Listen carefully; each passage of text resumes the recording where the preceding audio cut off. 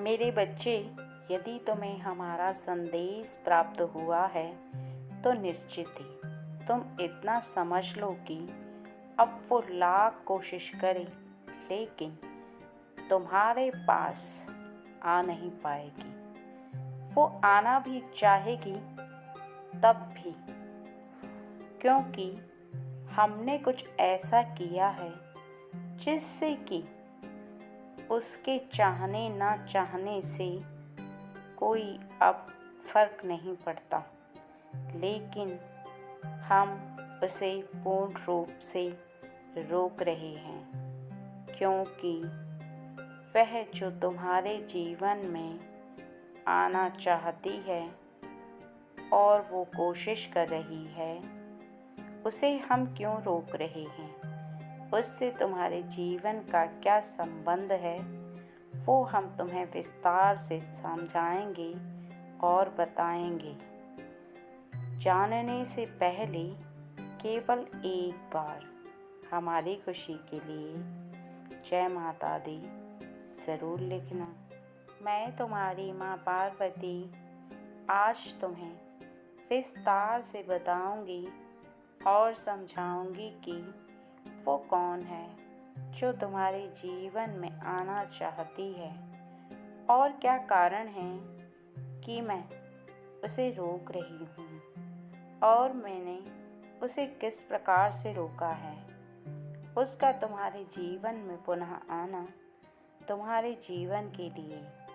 बिल्कुल भी सही नहीं है, और वो क्यों सही नहीं है वो मैं तुम्हें आज बताऊंगी विस्तार से और पूर्ण रूप से समझाऊंगी।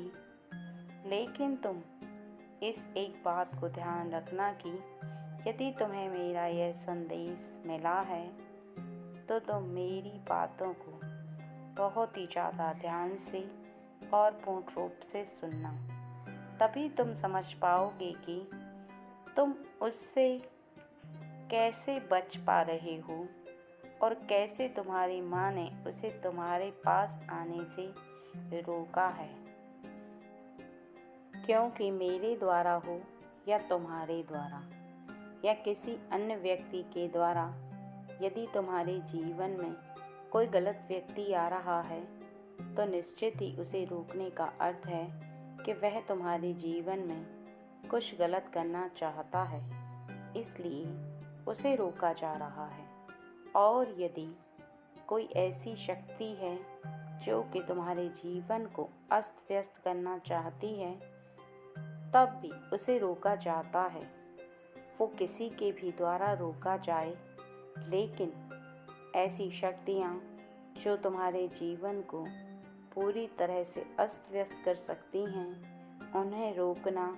अत्यंत आवश्यक होता है, क्योंकि वैसी शक्तियाँ जो कि नकारात्मक होती हैं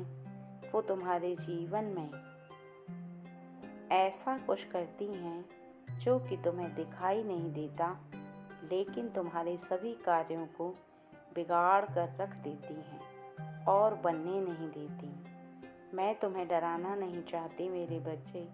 लेकिन समझाना एक माँ का धर्म भी बनता है और कर्तव्य भी होता है कि जो बात मेरे बच्चे को पता न हो उस बात को मैं बताऊं और पूर्ण रूप से समझाऊं। यदि तुम मेरी बातों को सुनकर समझ गए तो निश्चित ही तुम उससे बच भी पाओगे, और जिसे मैं बार बार रोकने का प्रयास कर रही हूँ और रोक रही हूँ,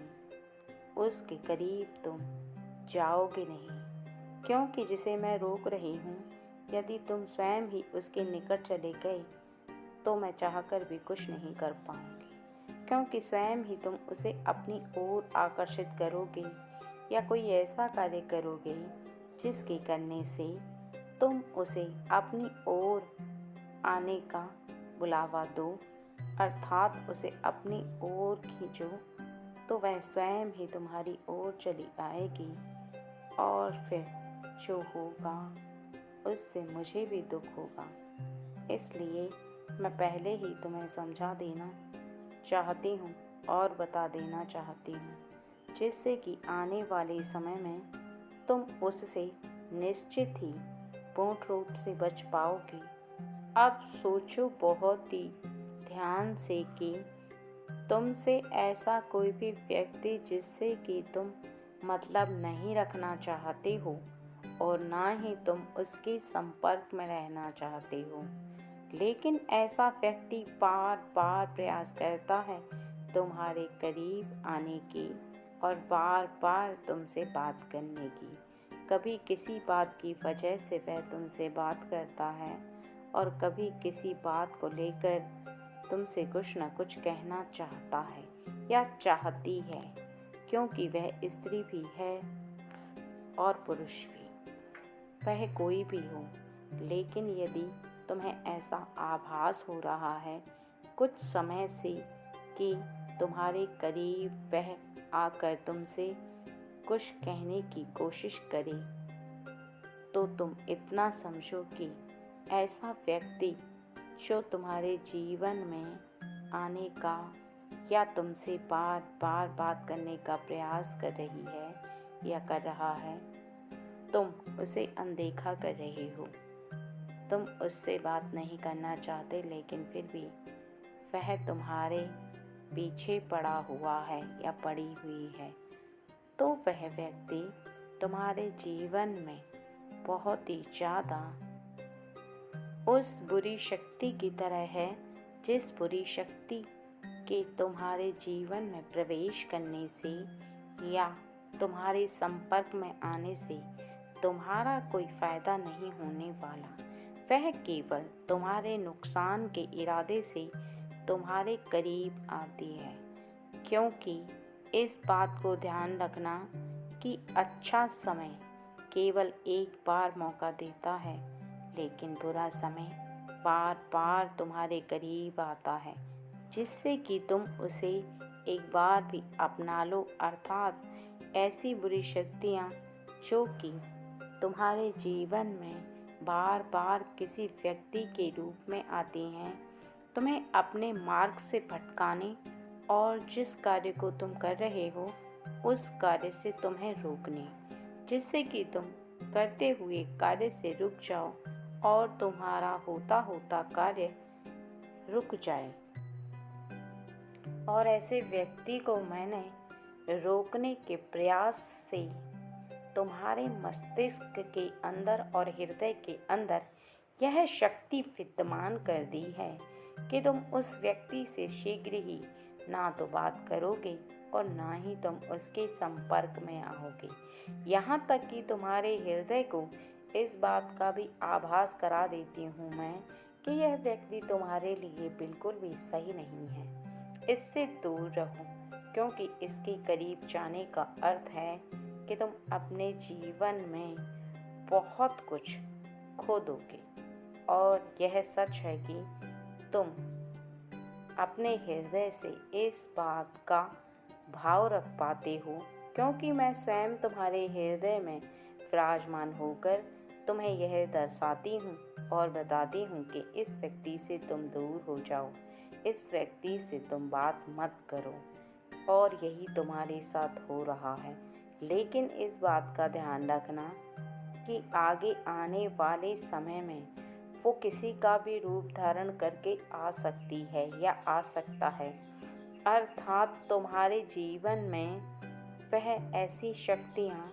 जो कि तुम्हारे जीवन में बहुत कुछ अस्त व्यस्त करना चाहती हैं, वह किसी अनजान व्यक्ति के रूप में ही नहीं बल्कि जान पहचान व्यक्ति जो हो उसके रूप में भी आ सकती हैं और तुम्हें अपने कार्यों से रोकने का प्रयास कर सकती हैं। लेकिन बस तुम्हें इस बात का ध्यान रखना है कि जिस कार्य को तुम कर रहे हो तुम्हारे माता पिता की उस कार्य में सहमति है और तुम्हारे माता पिता प्रसन्न हैं उस कार्य को करते हुए, तो तुम किसी ऐसे व्यक्ति का जो तुम्हें कार्य पर रोकने का प्रयास करे और तुम उसके कार्य से रुक गए, तो निश्चित ही तुम एक ऐसी दिशा में चले जाओगे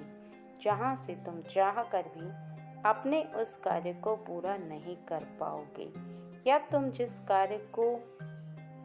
लगातार करते जा रहे हो और उससे ही तुम्हारी उन्नति तरक्की हो रही है, यदि तुमने किसी तीसरे की बात सुनी, अर्थात वह व्यक्ति हो या कोई भी तुम्हारा ऐसा जानने वाला जो तुम्हें इस कार्य से रोकना चाहता है, और तुम्हारे हृदय में विराजमान मैं स्वयं तुम्हें इस बात का आभास कराती हूँ कि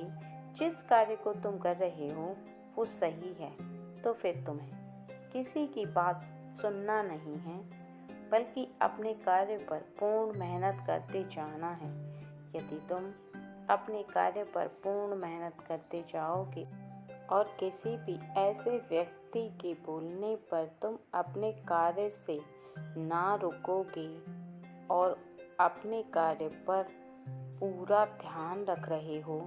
तो निश्चित ही ऐसी कोई भी बुरी शक्ति जो कि तुम्हें तुम्हारे कार्य से भटकाना चाहती है नहीं भटका पाएगी, और मेरी ही शक्तियाँ तुम्हारे हृदय के अंदर विराजमान होकर तुम्हें और भी ज़्यादा शक्ति प्रदान करेंगी, जिससे कि तुम अपने जीवन में उस कार्य को संपूर्ण करते चले जाओगे जिसको तुम करना चाहते हो, और तुम्हारा जीवन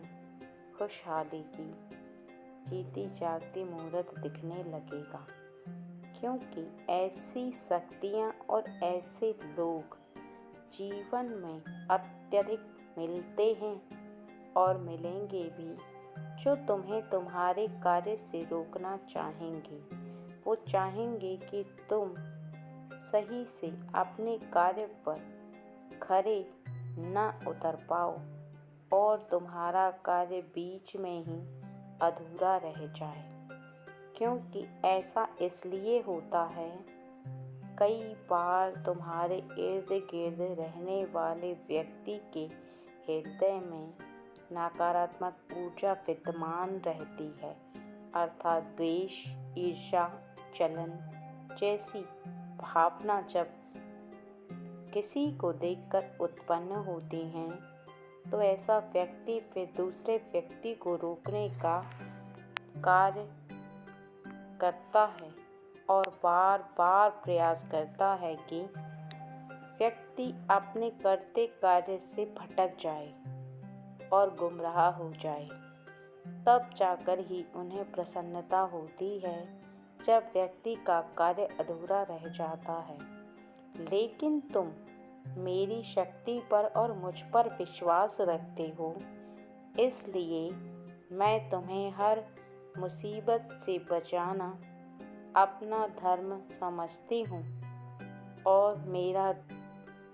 कर्तव्य है कि जब भी तुम्हारे ऊपर कोई परेशानी आए, मैं तुम्हारी बुद्धि को बिल्कुल सही रखूं, हृदय में ऐसी भावना उत्पन्न ही न होने दूं जिससे कि तुम किसी की बातों को सुनकर उसकी बातों में आ जाओ। इससे तुम्हारे जीवन में तुम हर मुसीबत से बच पा रहे हो और आगे बढ़ते चले जा रहे हो। लेकिन तुम्हें भी यह ध्यान रखना होगा कि कभी भी किसी भी व्यक्ति के संपर्क में आने से पहले उसकी भावना को जानना बहुत ज़रूरी है कि व्यक्ति कैसी भावना तुम्हारे लिए रख रहा है। और यदि तुम्हें ऐसा आभास होने लगे कि उस व्यक्ति की भावना तुम्हारे लिए बिल्कुल भी सही नहीं है, तो बिना देरी किए हुए तुरंत ही उस व्यक्ति से दूर हो जाओ, क्योंकि जितना ज़्यादा ऐसे व्यक्ति से लगाव रखोगे, बाद में तुम चाहकर भी उस व्यक्ति से दूर नहीं हो पाओगे। और यह सत्य भी है, क्योंकि जब दो व्यक्ति एक साथ बहुत ज़्यादा लंबे समय तक रह लेते हैं और मित्रता निभाते हैं, तो निश्चित ही जो व्यक्ति सही नहीं चल रहा होता है और जिसके हृदय के अंदर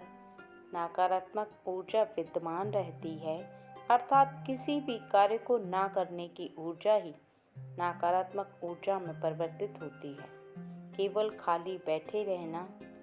और किसी भी कार्य को ना करके फालतू की बातों में अपना ध्यान रखना। ऐसे ही वह अपने मित्र को भी, जो बहुत ज़्यादा कार्य करने वाला होता है और अपने कार्यों पर ध्यान देने वाला होता है, उसे भी राह से भटका देते हैं। क्योंकि दो लोग जब एक संपर्क में रहते हैं तो एक दूसरे की बातों को अपनाना प्रारंभ कर देते हैं। इसलिए इस बात को तुम्हें भी ध्यान रखना है कि कभी भी गलत व्यक्ति के साथ मित्रता मत रखना और ना ही ऐसे व्यक्ति के संपर्क में आना, क्योंकि ऐसे व्यक्ति के संपर्क में कुछ समय रहते ही तुम्हें इस बात का आभास हो जाता है कि वह व्यक्ति अपने कार्यों पर ध्यान नहीं देता और ना ही उसकी तालमेल अर्थात क्रियाएं जो हैं वो तुमसे तालमेल खाती हैं। इसलिए तुम उससे तुरंत दूर हो जाना, क्योंकि शक्तियाँ मैंने तुम्हें दे दी हैं, लेकिन कुछ कार्य तुम्हें भी स्वयं करने होंगे, तभी तुम अपने जीवन को बचा पाओगे। मैं तुम्हारी माँ काली आज तुम्हें बताने आई हूँ कि उससे मैं तुम्हारी रक्षा कर रही हूँ, लेकिन तुम्हें कुछ ऐसी बातें हैं जो मैं बताना चाहती हूँ, क्योंकि मेरी रक्षा करने के और मेरे बचाने के साथ साथ उससे तुम्हें भी स्वयं बचना होगा। अनजाने में व्यक्ति किसी भी बात से और किसी भी इंसान से सावधान ना भी रह पाए, लेकिन यदि किसी भी व्यक्ति को किसी ऐसे व्यक्ति के बारे में पूर्ण रूप से ज्ञात हो जाता है कि उस व्यक्ति से उसे सावधान रहना चाहिए, तो निश्चित ही वह व्यक्ति सावधान अवश्य रहता है। क्योंकि किसी के जीवन में कुछ भी गलत होने से पहले व्यक्ति यदि अपने जीवन को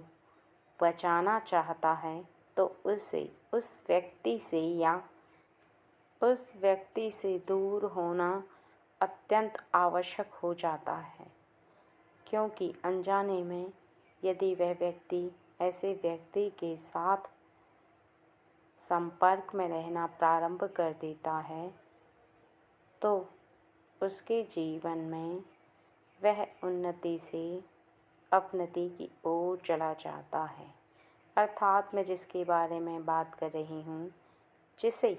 मैंने तुमसे दूर कर दिया है और अब वो चाहेगी तब भी तुम्हारे पास नहीं आ पाएगी। लेकिन तुम्हें भी कुछ बातों को ध्यान रखना बहुत ज़्यादा ज़रूरी है। और वो कौन सी बातें हैं, आज मैं तुम्हें वो बातें पूर्ण रूप से बताना चाहती हूँ। क्योंकि जिसे मैंने तुम्हारे जीवन से दूर किया है वो एक ऐसी स्त्री थी जो तुम्हारे जीवन में प्रवेश करना चाहती थी, लेकिन मुझे इस बात का बहुत अच्छे से ज्ञात है कि वह तुम्हारे जीवन में कुछ अच्छा करने के लिए नहीं, बल्कि तुम्हारे जीवन को तहस नहस करने के लिए तुम्हारे जीवन में वह प्रवेश करना चाहती थी। इसी वजह से वह तुम्हें कभी कुछ कहती और कभी उसके इरादे तुम्हारी तरफ जब भी बढ़ते तब मैंने उसे रोका है। वो इस प्रकार से रोका है कि उसके समक्ष आने वाला व्यक्ति अर्थात उसके संपर्क में आने वाले व्यक्ति ने उसे यह कहकर टाल दिया कि इस व्यक्ति से कुछ मत कहना, यह व्यक्ति बहुत ही ज़्यादा खतरनाक है और यह तुम्हारी एक भी बात नहीं सुनेगा बल्कि तुम्हें डांट कर भगा देगा। इसका यह परिणाम हुआ कि वह तुम्हारे जीवन में आते आते रुक गई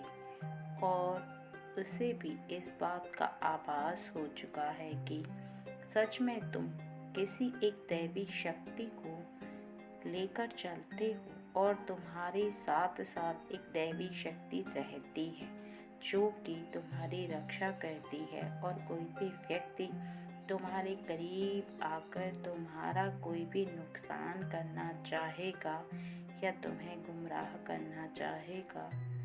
तो उसे उसका परिणाम स्वयं ही चुकाना होगा। इसलिए लेकिन तुम इस बात को ध्यान रखना कि इस बात का खास ध्यान रखना कि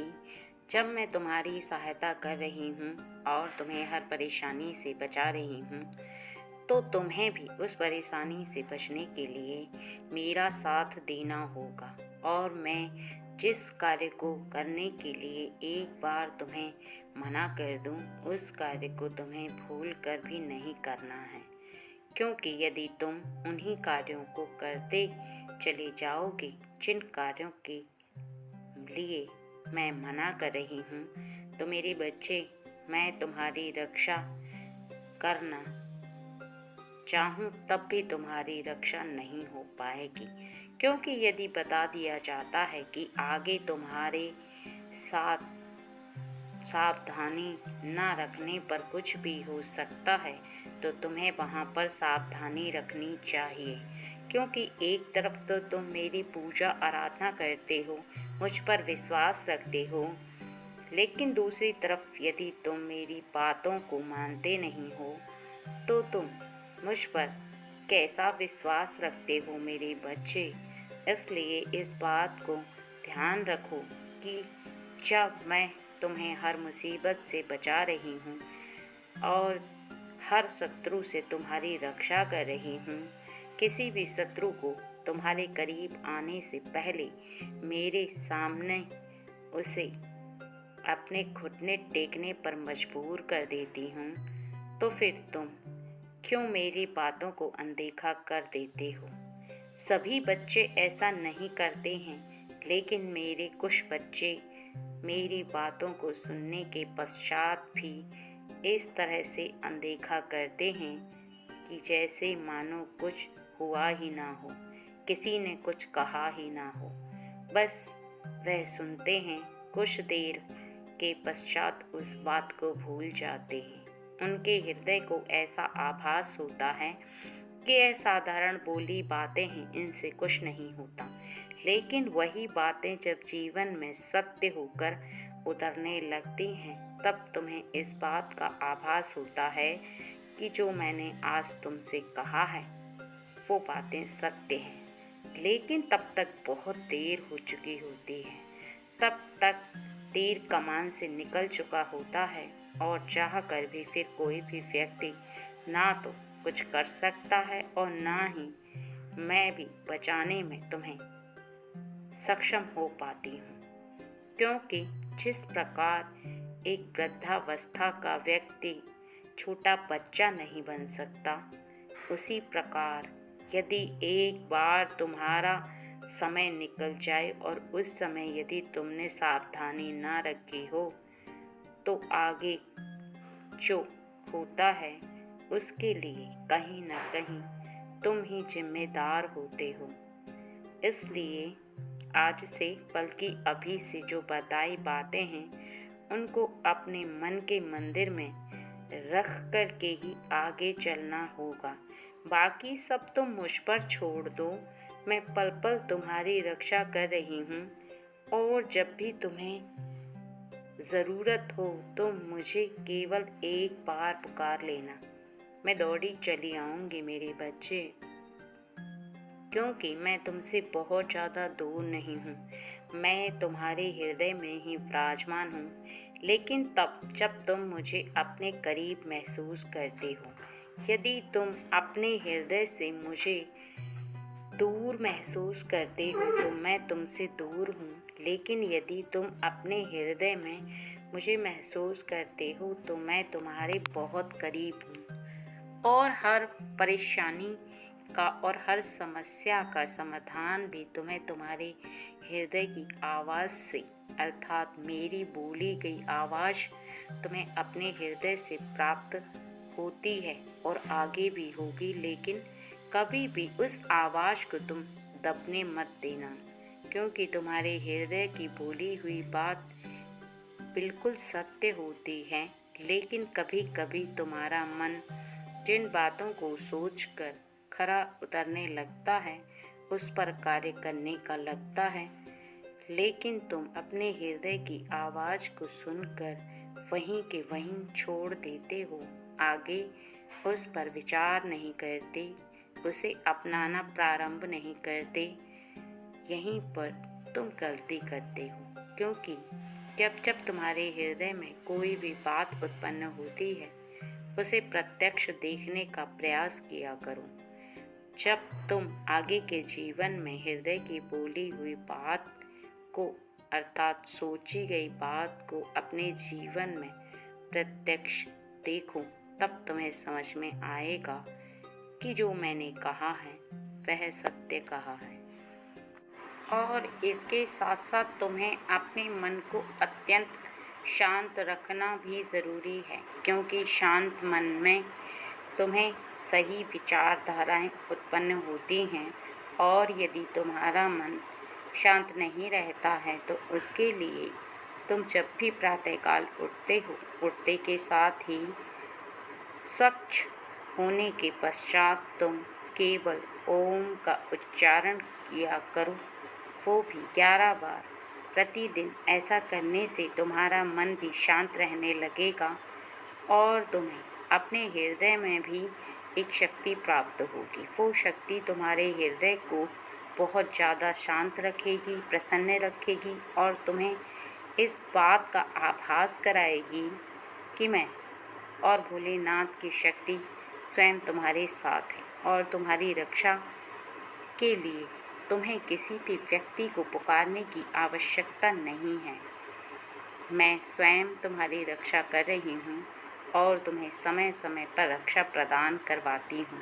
किसी न किसी के माध्यम से, किसी व्यक्ति के माध्यम से या किसी भी घर परिवार के सदस्यों के द्वारा। लेकिन यदि तुम स्वयं ही किसी भी ऐसे व्यक्ति को अनदेखा कर देते हो जो व्यक्ति तुम्हारा ही अपना है और तुम जानते भी हो कि वह तुम्हारा